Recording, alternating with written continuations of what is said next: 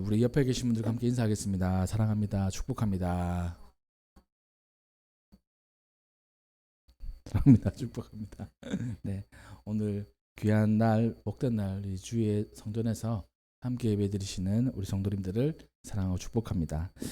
오늘 이제 부활 후 이제 첫째 주인데, 오늘은 이 부활, 예수님의 부활을 목격했던 사람들 중에 엠마오로 간 두 제자 이야기를 함께 나누고자 합니다. 이 말씀을 통해 가지고 우리에게 큰 은혜가 있기를 주님의 이름으로 축복합니다. 우리가 그 눈을 가지고 있잖아요.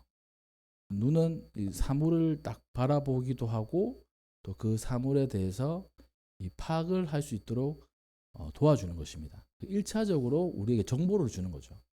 눈, 또 이제 귀, 그리고 또 코, 또 촉각, 이런 것들이 1차적으로인데, 이 눈은 그 중에서 가장 중요하다고 생각해요.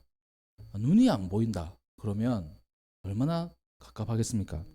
늘 제가 이제 이 눈에 관한 설교를 할 때 경험한 게 두 가지가 있어요. 첫 번째는 제가 군 생활을 하면서 그 훈련을 할 때 갱도라는 곳이 있습니다. 이건 우리 부대가 관리하는 갱도, 굴이죠, 굴. 굴에서 훈련을 해요. 굴이 하는 역할이 뭐냐면, 만약에 북한군이 쳐들어왔다 그러면 이제 치고 나갈 거 아닙니까?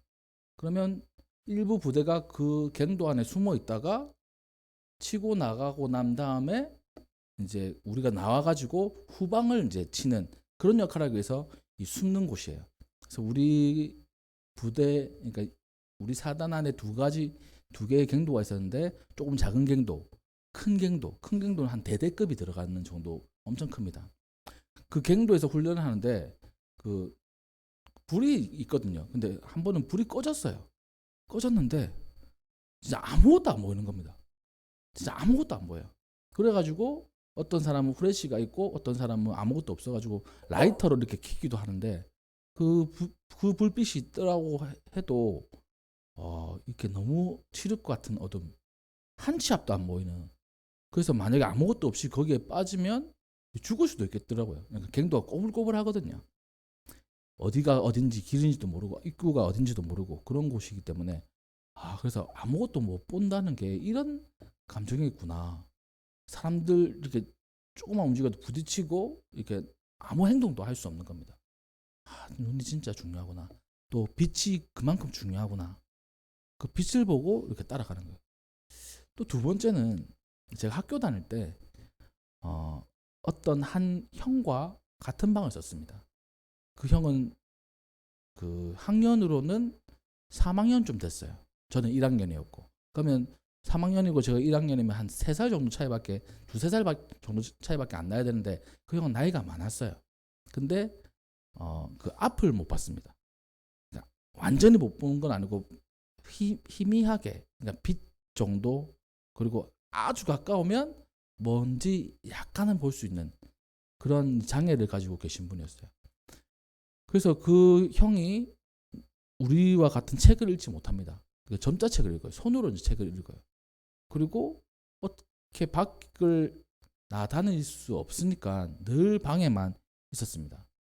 그러다가 한 번씩, 저는 그 방에서 4명 중에 막내였는데, 그 형하고 손잡고 이렇게 나들이를 나가는 거예요. 지하철 타가지고 지하철 2호선을 탑니다. 2호선을 타면, 2호선은 지금도 그런지 모르겠지만 아마 지금도 그럴 거예요. 한 바퀴 도는 거거든요.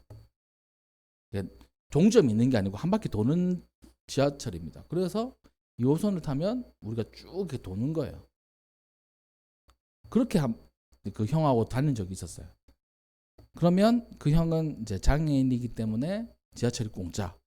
또 함께 같이 도와주는 사람도 공짜. 우리들이 공짜. 그래서 음료수 한 개 사가지고 이렇게 앉아서 이렇게 한 바퀴 도는 겁니다. 그래서 이제 학교 돌아오고 그런 적이 간혹 있었습니다. 그래서 그 형이 이렇게 얘기를 하는 거예요. 눈이 안 보인다는 게 얼마나 갑갑한 일인지 너는 상상할 수 있겠니? 물어보는 거예요. 그래서 저는 아무 생각도 없었거든요, 사실. 제가 그런 경험을 한 적이 없었기 때문에. 근데 가만히 생각해 보니까 진짜 뭐 아무것도 할 수 없는 거예요. 눈이 안 보이면. 그래서 그 형의 아픔을 조금이나마 간접적이나마 체험할 수 있었던 게 바로 그 군 생활에서 그 짧은 순간 그거였던 거예요. 그 인생에 우리가 이 육체적인 눈이 안 보이면 얼마나 갑갑하고 또 힘듭니까? 그렇잖아요. 근데 그것도 참 갑갑한데 우리 인생 가운데 이 육신의 눈뿐만 아니라 영적인 눈도 있어요. 우리 신앙생활 하는 사람들은 영적인 눈이 닫혀져 있으면 우리 신앙생활이 엄청나게 힘듭니다. 그리고 힘이 없어요. 어디를 신앙생활 하면서 뭘 할 수가 없어요. 영적인 눈이 닫혀져 있으면. 육신의 눈이 닫혀져 있으면 그러니까 자유롭게 행동할 수 없는 것처럼 영적인 눈이 닫혀 있어도 우리가 신앙생활을 자유롭게 할 수 없는 겁니다. 그래서 영적인 눈이 엄청나게 중요해요. 오늘 본문 말씀에 나오는 이 제자들을 통해서 우리의 영적인 눈을 한번 점검을 해봐야 할 것입니다. 오늘 본문 말씀을 한번 살펴보면 이거예요. 한번 쭉 살펴보면 13절부터 35절까지 말씀이 이제 한 단락인데 예수님께서 십자가에 달려 돌아가셨습니다. 그리고 3일째 되던 날에 부활하셨어요. 십자가에 달려 돌아가신 것만 아는 사람들이 있습니다. 그리고 십자가에 달려 돌아가셨는데 3일 만에 부활하신 것을 체험한 소수의 몇 명들이 있었어요. 또 그 소식을 들은 사람들도 있었던 겁니다. 많은 사람들이 있었겠죠. 예수님의 이 십자가 사건을 경험했던 사람들, 봤던 사람들. 그 중에는 그냥 무리들도 있고 최측근인 12제자들도 있고 그리고 12제자들 안에 들지 못하지만 예수님과 가까이 살았던 그런 다른 제자들도 있었어요. 그 제자들 중에 다른 제자들, 12제자들 말고 다른 제자들 중에 두 사람이 이제 우리는 끝났다라고 생각하고 엠마오라고 하는 예루살렘에서 25리 떨어진 그 마을로 이렇게 가게 됩니다. 25리 정도. 그러니까 이 원어를 보니까 한 10km 정도, 10km 조금 넘는 이 정도 거리인 거예요. 그곳이 이제 고향인지는 정확하게 모르겠습니다. 제자 두 명이 그 엠마오로 예루살렘에서 엠마오로 가는 거예요. 그때 14절 말씀 보니까 이 모든 된 일을 서로 이야기하더라. 어떤 이야기겠습니다. 이 모든 것. 우리가 예수님을 따르고 예수님은 진짜 선지자시고 또 어떤 사람은 왕이시다고 이렇게 얘기하면서 우리를 진짜 이 로마 이 속국에서 벗어나게 해주실 유일한 분이라고 생각했는데 끝났어. 내 모든 걸 다 바칠 수 있을 거라 생각했는데 예수님께서 돌아가셨어. 우리 끝났어. 망했어. 어떤 사람들은 부활했다고 얘기하는데 그게 말이 돼? 죽은 사람이 어떻게 부활을 할 수 있어? 우리는 완전 망한 거야. 이렇게 얘기를 했겠죠. 이 모든 된 일을 서로 이야기하면서 기쁘고 즐겁고 또 행복한 게 아니라 슬프고 그 마음에 그 아픔이 있고 또 하여튼 안 좋은 건 다 담겨져 있었을 거예요. 그 감정이. 그렇게 엠마오로 이 두 제자가 갔습니다. 한 사람은 글로바라고 성경에 기록되어 있어요. 그 한 제자는 누군지 모릅니다. 어떤 사람들은 이 두 사람이 부부였을 것이다 라고 이렇게 얘기하기도 하더라고요. 그거는 그러니까 성경에 나와 있지 않기 때문에 확인할 수는 없지만 12제자에 포함되지 않지만 예수님과 함께 가까이 지냈던 제자들 중에 이 두 명이 예루살렘에서 일어났던 예수님의 죽음을 통해 인생이 망했다. 우리가 추구하고 또 우리가 바라봤던 것이 끝났다. 라고 생각을 하고 실망이 엄청나게 많아져서 다시 돌아가고 있는 그런 일이란 것입니다. 우리 인생 가운데도 우리 길을 갈 때 실망스러운 일들 많이 생길 수 있어요. 또 절망적인 일들 생길 수 있죠. 아픈 일들이 생길 수 있습니다. 그때 우리의 아픔, 실망, 그리고 또 여러 가지 안 좋은 거, 그게 사실 작아져야 되잖아요. 사라지기도 하고. 근데 그걸 가만히 두면 커집니다. 커지게 하는 이유 중에 하나가 뭐냐면 그 안 좋은 것을 계속 얘기를 해서 그런 거예요. 그렇지 않겠습니까? 내가 이 뭐 안 좋은 일이 있잖아요. 그러면 내가 계속 얘기하면 거기서도 맞장구 치고 또 얘기하면 또 맞장구 치고 하면 그 안 좋은 일이 계속 커지는 거예요. 또 내가 말은 하지 않더라도 그걸 계속 생각하는 거예요. 안 좋은 것을, 안 좋은 일을, 절망적인 일을. 그러면 그 절망이 세포 분열을 해가지고 계속 커지는 겁니다. 이 절망과 좌절은 이러한 능력이 있어요. 계속 얘기하면 얘기할수록 절망이 커지고 계속 생각하면 생각할수록 세포 분열을 해서 더 커지는 겁니다. 이게 바로 이 슬픔, 절망의 특징이에요. 특징. 이 두 사람이 얘기한 것이 진짜 그냥 사실만 얘기한 게 아니라 얘기하면서 더 절망으로 가고 있는 겁니다. 더 슬픔으로 가고 있는 거예요.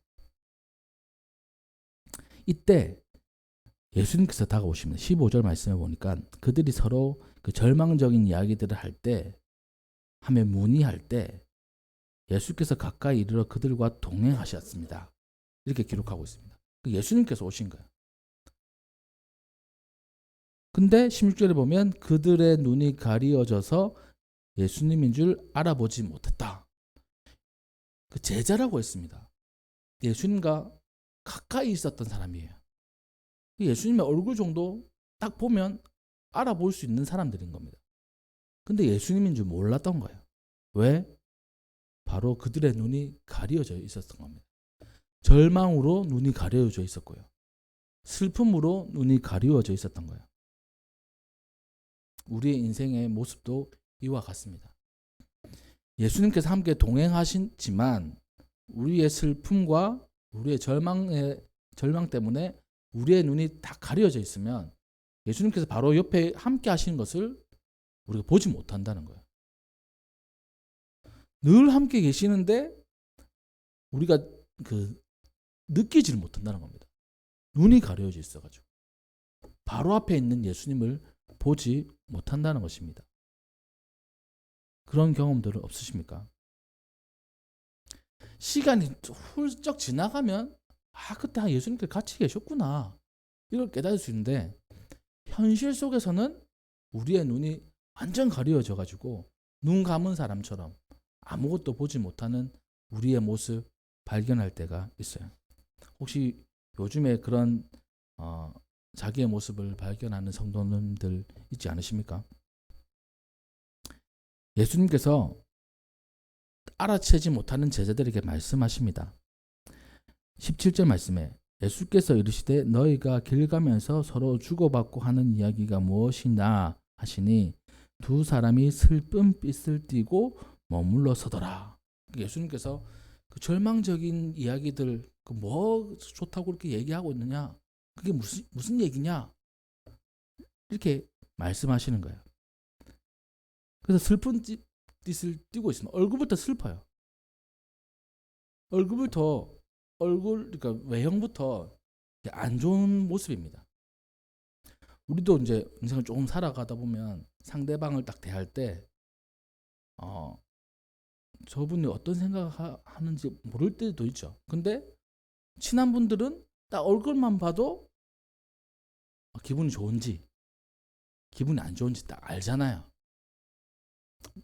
저도 이제 우리 아이들 보면 얘가 거짓말하고 있는지 진실을 말하고 있는지 딱 보이더라고요. 제가 어릴 때는 저희 부모님이 거짓말하는 걸 어떻게, 우리 아버지 어머니는 내가 거짓말하는 거 어떻게 알지? 신기하더라고요. 근데 제가 이제 어른이 돼서 우리 아이들을 키워보니까 얘네들 거짓말하고 있네. 이걸 티가 나더라고요. 티가 나. 얼굴빛이 티가 납니다.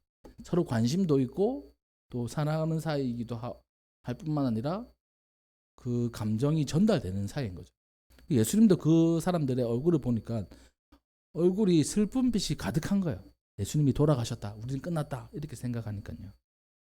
그때 그 중에 한 제자가 글로바라는 사람이 얘기를 합니다.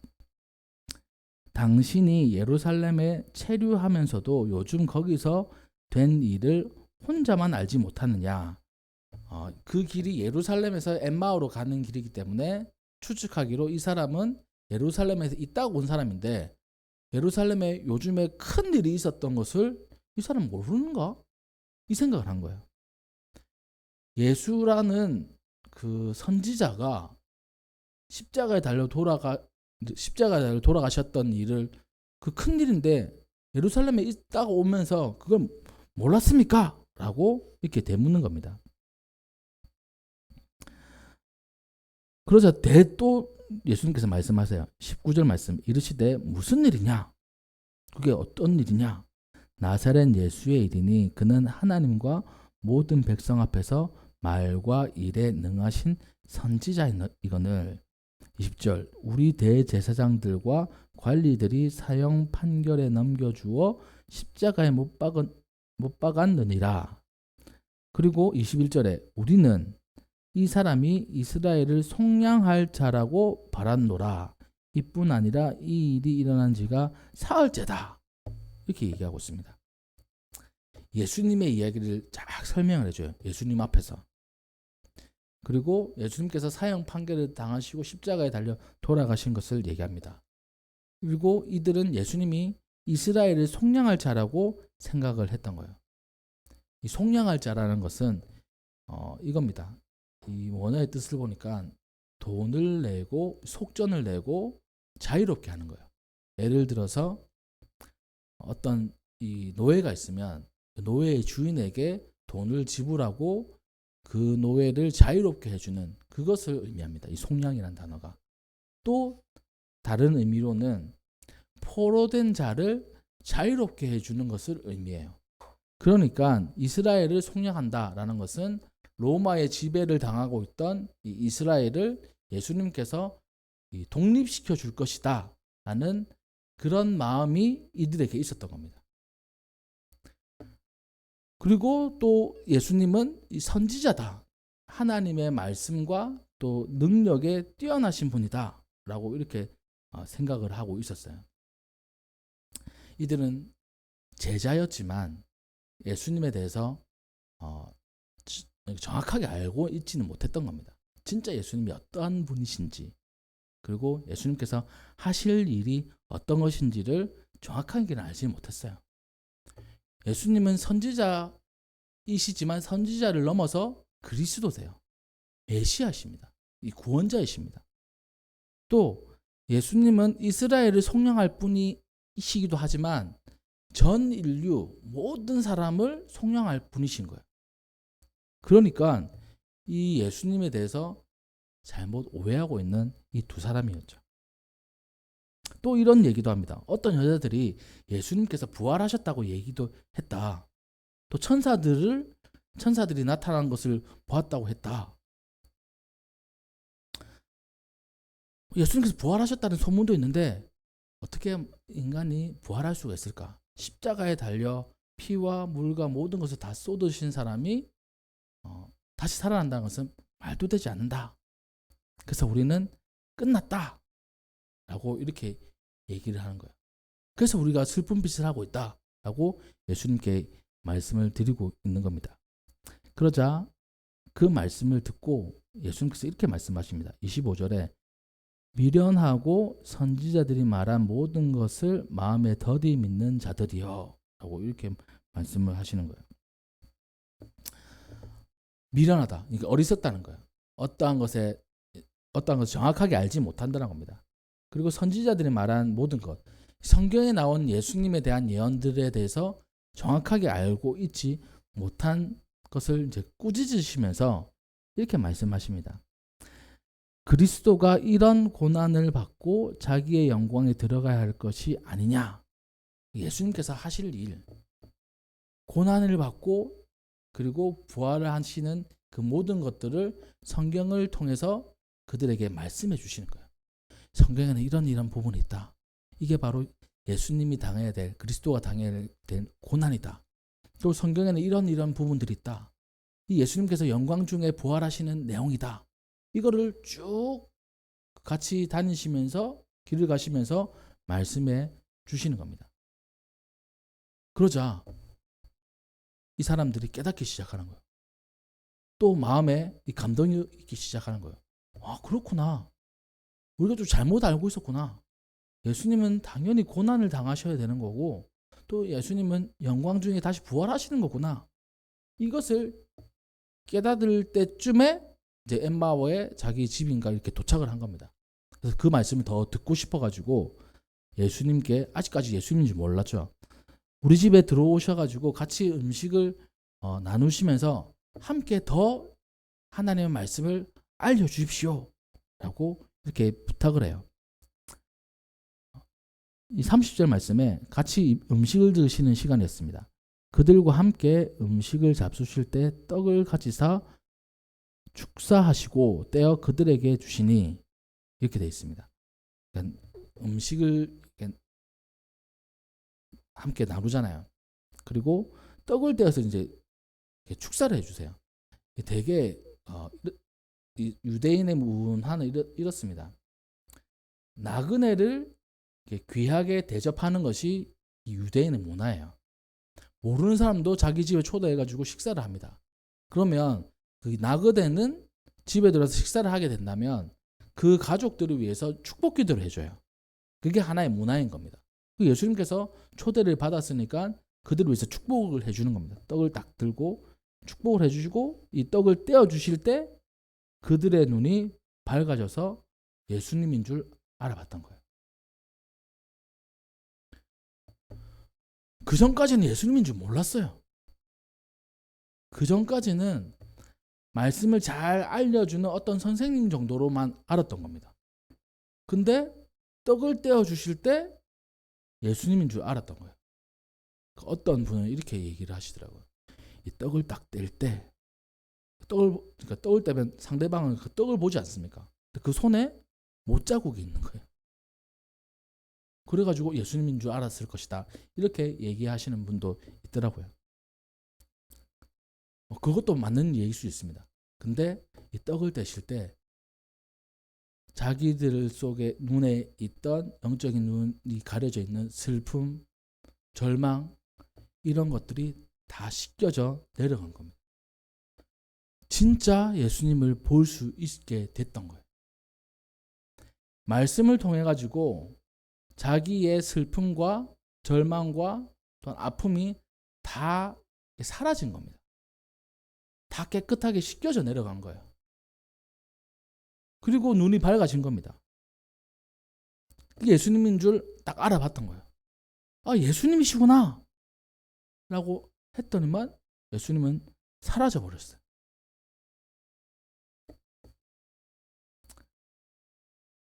(32절) 말씀에 그들이 서로 말하되 길에서 우리에게 말씀하시고 우리에게 성경을 풀어주실 때에 우리 속에서 마음이 뜨겁지 아니하더냐, 이렇게 얘기하고 있습니다. 슬픔과 절망 속에 길을 가던 이 두 제자에게 예수님께서 말씀해 주셨어요. 말씀을 풀어줬어요. 말씀이 어떤 의미인지를 알려주신 겁니다. 그때 마음이 뜨거워졌던 거죠.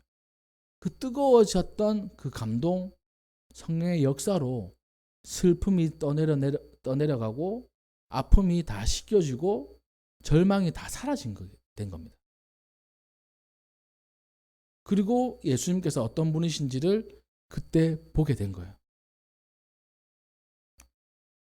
그들은 그 이후에 어떻게 했습니까? 다시 일어나서 예루살렘에 돌아갔습니다. 그리고 예수님의 부활을 전하게 되었어요. 끝났다고 생각해서 다시 고향으로 돌아가는 그 두 제자.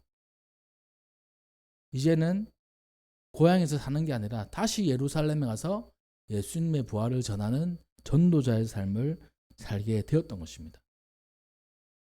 절망 속에서 고향에 산 게 아니라 희망을 갖고 또 소망을 가지며 예루살렘에 가서 복음을 전했던 이 두 제자의 모습으로 바뀌게 된 것입니다. 그렇다면 이 말씀을 듣는 우리는 우리의 인생을 한번 생각할 때 어떻게 우리를 바라봐야 될까요? 우리 인생 가운데 절망적인 건 많이 있습니다. 또 풀리지 않는 건 많이 있어요. 그것으로 인해서 우리의 눈이 가려져 가지고 예수님을 보지 못할 때가 너무나 많습니다. 예수님께서 함께 하시는데도 예수님 어디 계십니까? 예수님이 함께 동행하시는데도 예수님이 아니라 그냥 다른 사람 착각할 때가 많이 있어요. 하지만 그들이 변화될 수 있었던 것은 예수님께서 주시던 그 말씀, 풀어주시는 그 말씀을 통해서 그들의 모든 아픔들이 씻어 내려갈 수 있게 된 것입니다. 예수님의 말씀 무엇일까요? 우리에게 주시는 예수님의 말씀 어떤 것이 있습니까? 그것을 풀어주실 때 우리에게는 소망이 되고 희망이 되는 예수님의 말씀인가요?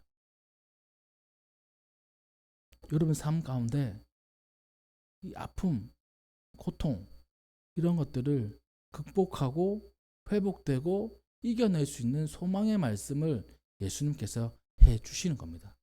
그게 바로 고난 뒤에 있는 부활의 그 예수님의 메시지와 연결되는 거예요. 고난이 없이는 부활도 없어요. 아픔이 없이는 회복도 없습니다. 쓰러지는 거 있을 수 있어요. 하지만 신앙인들은 쓰러지는 것 있을 수 있어도 일어나는 것도 있다고 생각하는 것이 바로 신앙인입니다. 아플 수 있어요. 근데 신앙인은 회복된다는 생각을 하는 사람들이 바로 신앙인인 겁니다. 끝났다고 생각하는 사람들이 신앙인 아닙니다. 새롭게 시작한다고 하는 사람들이 바로 신앙인들인 거예요. 이게 바로 우리의 모습이란 겁니다. 그렇게 우리가 할 수 있는 이유는 예수님께서 십자가의 고난을 당하셨지만 죽으셨지만 3일 만에 부활하신 것으로 우리가 그것을 믿을 수 있는 거예요. 그것을 믿고 깨달았던 이 제자들은 절망 속에 쓰러져 있는 것이 아니라 다시 일어나서 예루살렘에 들어갔습니다. 이 예루살렘에 들어간다는 의미는 단지 장소를 이동했다는 의미가 아니에요. 자기가 따르던 그 리더가 사형을 당했어요.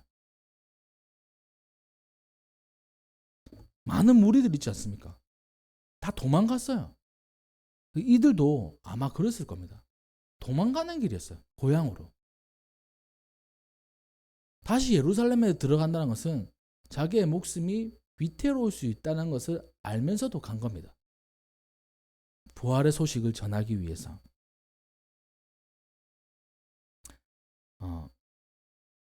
이들은 이렇게 얘기했습니다. 주께서 과연 살아나시고 시몬에게 보이셨다 하는지라. 두 사람도 길에서 된 일과 예수께서 떡 되심을 자기들에게 알려주신 것을 말하더라.